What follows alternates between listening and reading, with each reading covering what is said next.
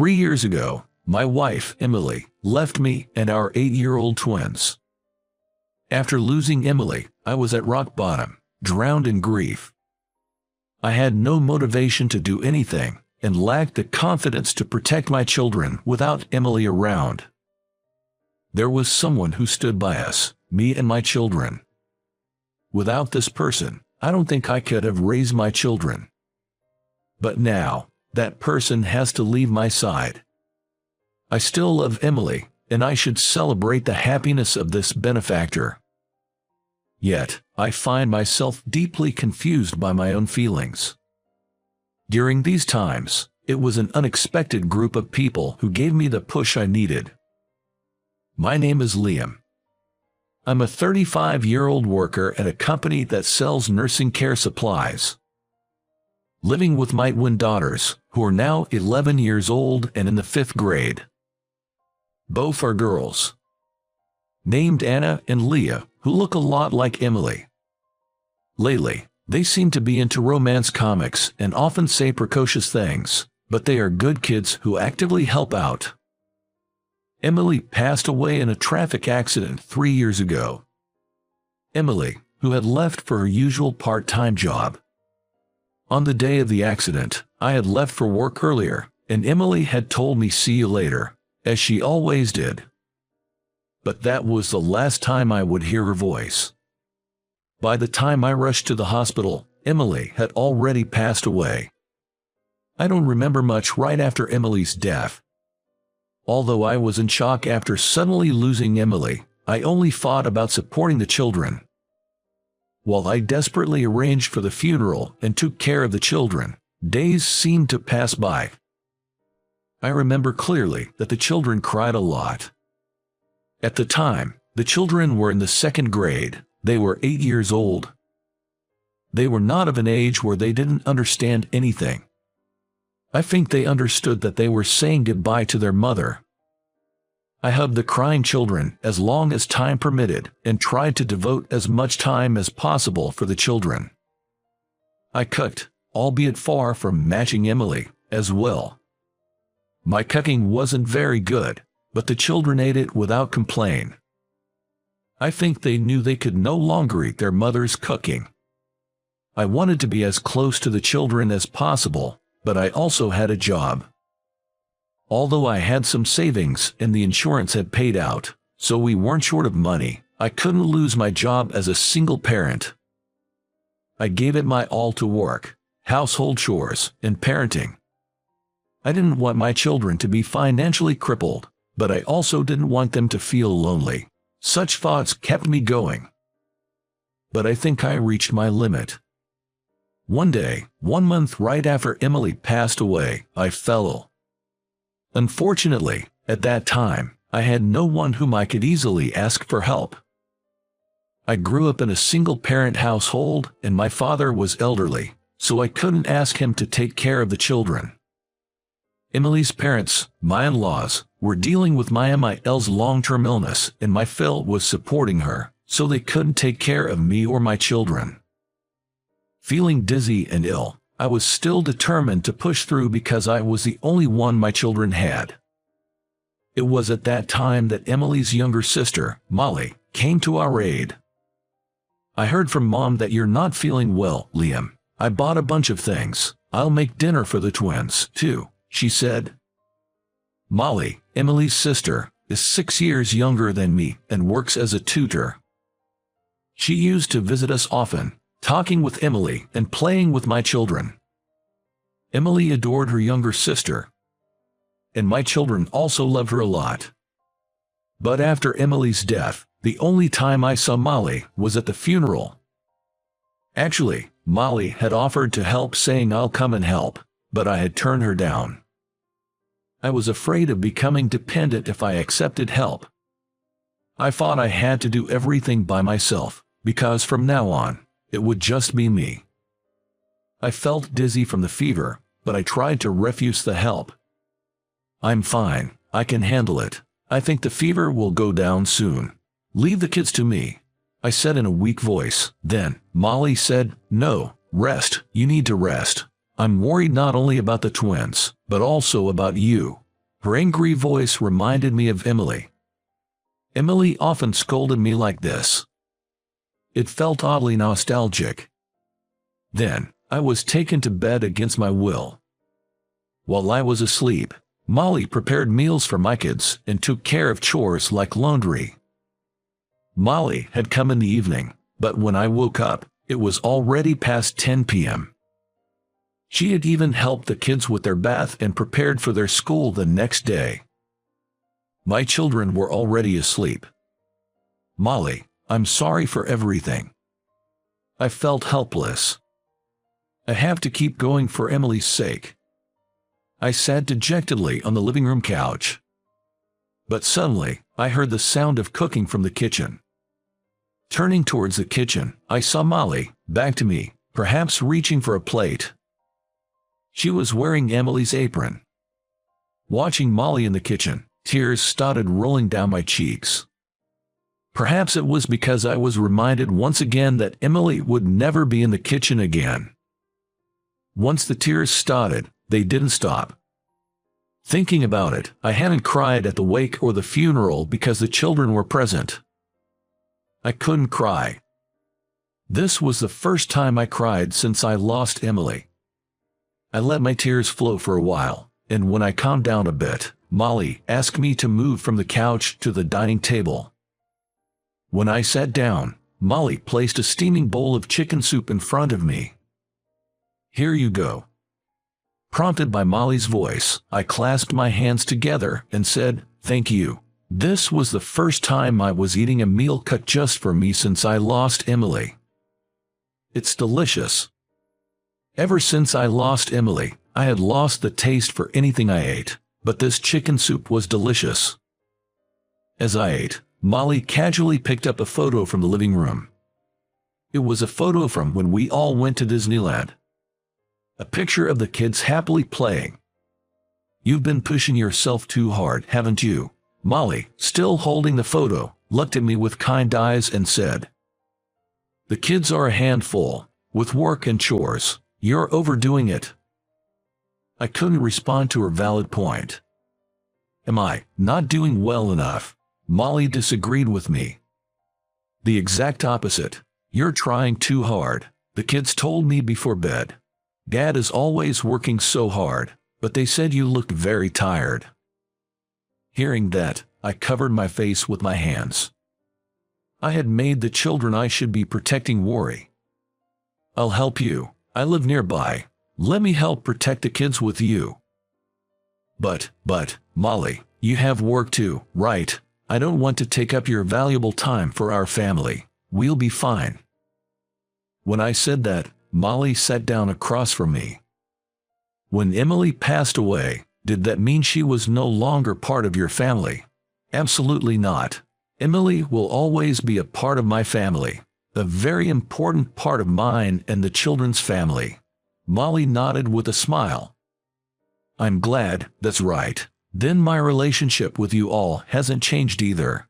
Just because Emily's gone doesn't mean we say goodbye. The people who were important to Emily are also important to me." With tears in my eyes, I lowered my head. "Thank you, really, thank you." Feeling guilty, I also felt a profound sense of relief. It felt reassuring to know that I could depend on someone else, someone who would protect my children along with me. "No need for you to do everything on your own. I am here," she said. Since then, Molly has been coming to our house every 2 or 3 days and cooking meals for us. She watched the kids on my overtime days, and even did the school runs. The children's smiles started to increase gradually. It gave me some breathing space and allowed me to get my emotions in order. Even after 3 years, Molly has been helping our family without fail. Although she comes over less frequently now, on off days, we often go out together, just me, the kids, and Molly. To the kids, she might feel like a much older sister. I enjoyed the relationship I had with Molly and hoped that this lifestyle would continue. However, I was soon made to realize that was wishful thinking. By my aunt's words, there's a good marriage proposal for Molly. Why don't you meet him? The aunt was my father's sister. She would come to visit our house about once every few months with various gifts. Usually, she brings candies the kids liked, but that day, she brought a marriage proposal for Molly. It seemed that even Molly was hearing it for the first time and looked surprised. No, I can't possibly go for an arranged date. When Molly hesitantly said this, my aunt seemed to get a little annoyed. What are you saying? You're already 29, aren't you? If you keep looking after Liam and the kids, you'll miss your chance to get married. The kids have gotten used to living as a trio, and they probably don't need you to help them out anymore, right? I panicked. I still wanted Molly to help out at our place. It wasn't even about the housework. I just didn't want to lose the time spent with my kids and Molly. But as I was about to say that, a picture of Emily, my deceased wife, caught my eye. It made me realize something. That I felt happy spending time with another woman in the absence of Emily. Once I realized that, I felt guilty towards Emily. I could also understand what my aunt was saying. Molly was still 29. If a good opportunity comes along, she should date and perhaps start a family. If she keeps coming to our place, I'd be restricting Molly's possibilities. So, I forced a smile and said, Molly, don't worry about us. Why don't you go for the arranged date? You might meet someone nice.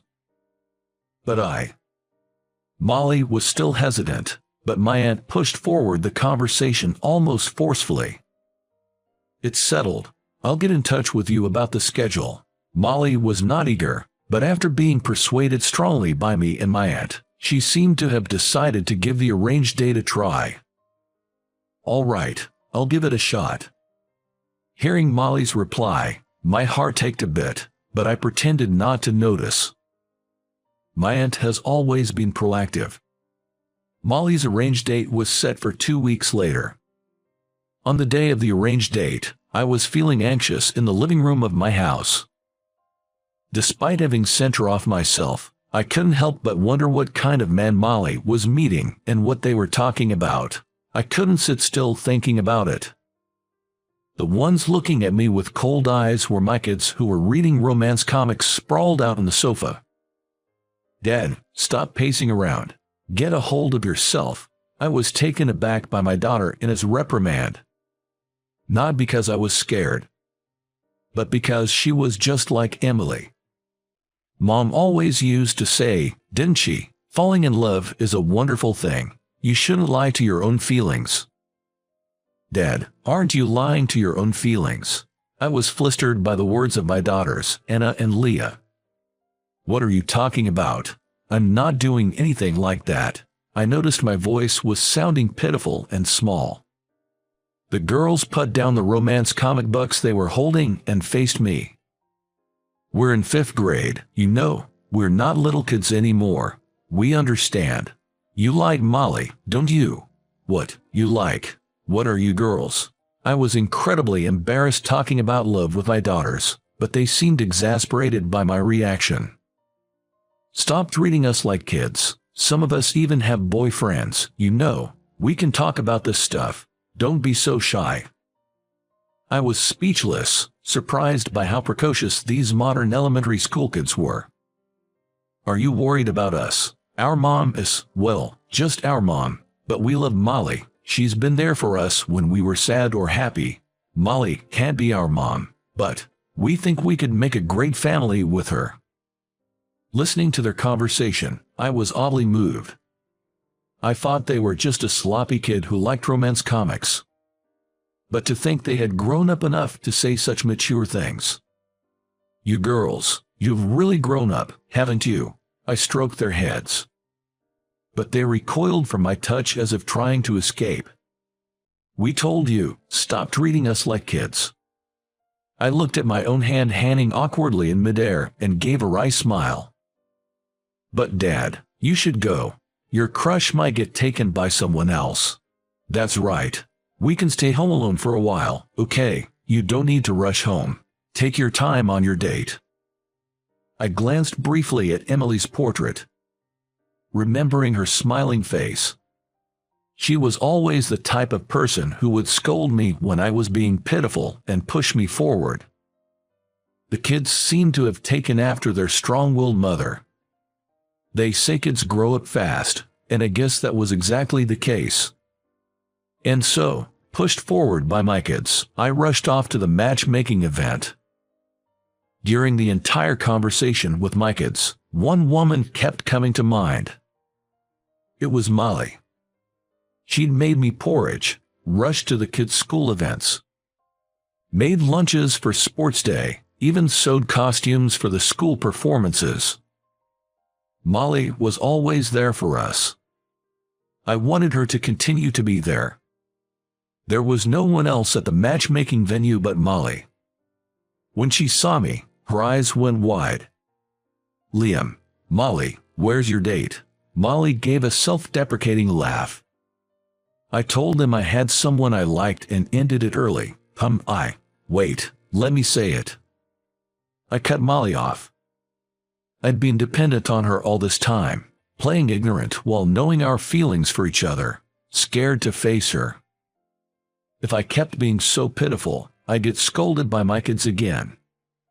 And by Emily too. I had to be the one to talk.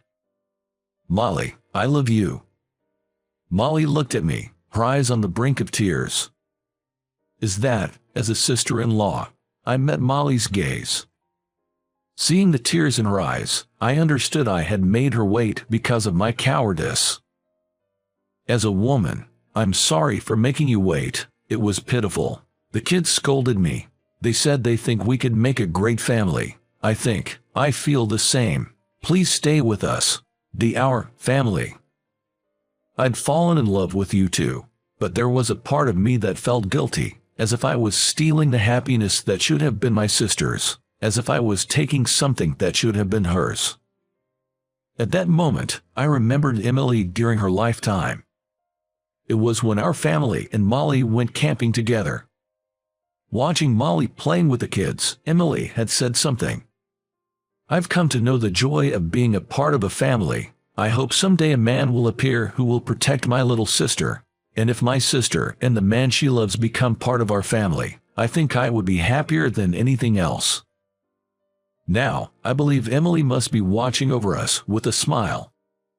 I chose the person because she was the one who wanted me, my children, and my precious sister to be happy first. When I told Molly about this, she laughed through her tears and nodded in agreement. Molly knows Emily's kindness just as well.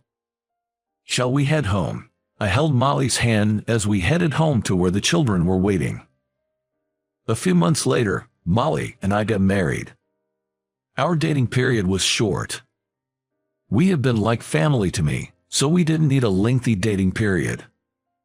When we told the children we were marrying, they said, "If you make Molly cry, we won't forgive you." Molly has always been like a sister to us, but now she's family. Even if you two fight, we'll always side with Molly. Hearing these words seemed to put Molly at ease. It seemed she had been anxious about whether they would accept her marrying me.